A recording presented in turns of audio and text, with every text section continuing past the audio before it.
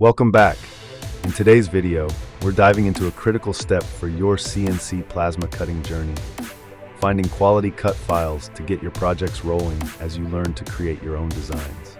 When you're starting out, having access to professional, reliable cut files is essential. Unfortunately, the internet is full of subpar, low-quality files that can waste your money, time, and materials.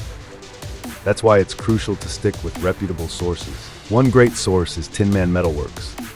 At tinmanmetalworks.com and on Tin Man's Etsy page, linked right below this video, you'll find a wide selection of high-quality, professionally designed cut files.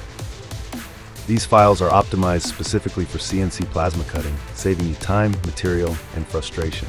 Ultimately, to maximize your creativity and profits, learning to design your own cut files is a must. The good news? It's easier than you think. Tin Man Metalworks offers a completely free Inkscape drawing course available on tinmanmetalworks.com, linked in the video description. This course is beginner-friendly, teaching you step-by-step how to design your unique cut files confidently. Don't waste any more time or resources on unreliable sources.